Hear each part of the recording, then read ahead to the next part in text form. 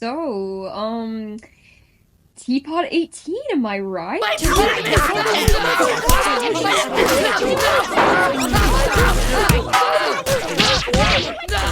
Yeah, I know. I've noticed a lot of people have been talking about this episode, and it's not in a good way. Now, I don't full on hate the episode, but I know there's quite a few people that do, which is completely valid. So I decided that I'm going to be giving my honest thoughts about Tpot 18. I'm going to be breaking it down by plot, characters, and some other little nitpicks. Before I even get into it, the fact that it's titled BFB 31 is a mistake, because I know for a fact there were mixed opinions on post-split BFB.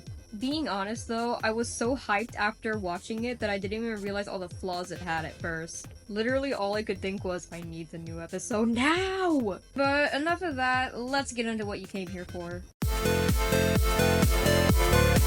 The plot being set in the simplest way possible, Lollipop loses her credit card, so 4 decided the best way to retrace her steps would be to go into everyone's memories. And on paper, it sounds pretty neat. It was interesting to look on the others' memories we haven't seen yet, like Match, Bubble, and Ruby, and Gelatin and Flower. However, I definitely think they should have gone with another approach, because we just went into the contestants' minds in Tpot 10, and using the same idea twice in the same season is a risky move to me. Like, it has to be executed well, and this time, I don't think it was. I think they could have gone with the same idea that Lollipop loses her card, but have them find it in a different way. Also, I think it's worth mentioning that they added very little detail to differentiate the memory characters and the real characters. Like, that genuinely peeves me a little. At least make the glitch effect more visible, or explain it. But guess what? The audience had to figure that out themselves. Overall, the plot was all over the place, and I think it should have been handled better. I think there was one character who absolutely carried the episode. Like, carried the whole episode on their back.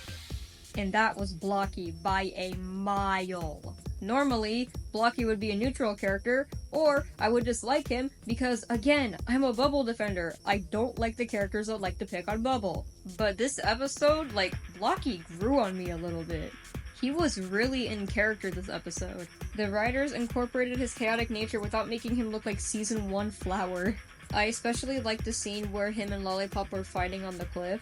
Bro was having so much fun, and it was really nice to see his energy again. It was already a good sign when I saw him pull Woody away from 4, but the episode just confirmed it, that Blocky is a good character and he can carry sometimes. Moving on from him though, if you've been here long enough, you know I am a huge Bubble fan.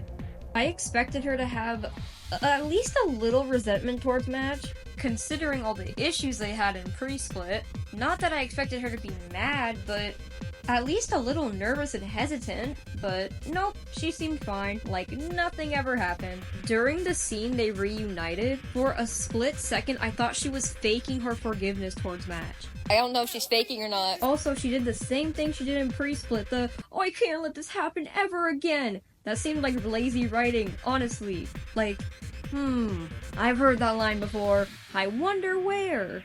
Luckily, she wasn't out of character, though. She stayed the same kind-hearted person she's always been. So, that's good. Now, let's talk about Loser for a second. I liked him near the end when he met up with Winner, even if it was just a memory. Let's just say, when me and my friend heard, I guess he didn't forget about me. Of course not. We lost it. Also, it looks like he might be trying to join Tpot or just find Winner in general, which proves his dedication and that he's always cared about Winner despite what Winner thought. Before that part though, nothing about Loser was really interesting. He's also been a meh character for me. Balloony! Oh, sweet, dear Balloony, you poor thing.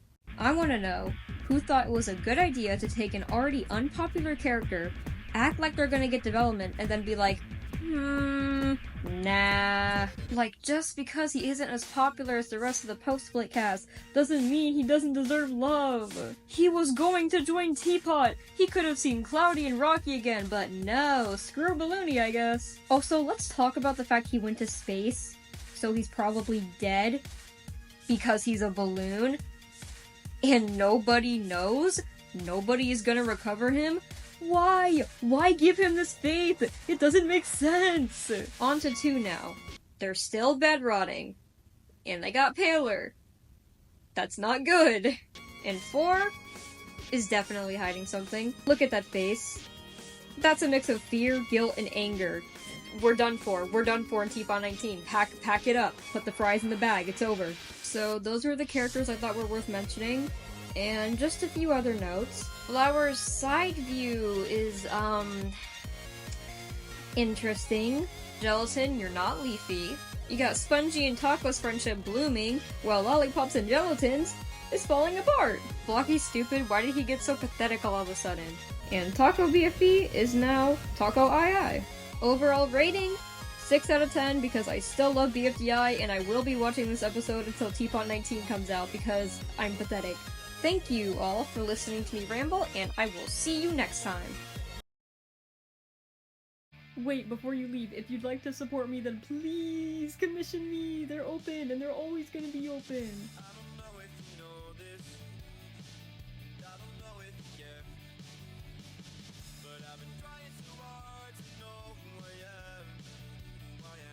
Here's all my socials so you can reach me, and I'm also open to paid voice work.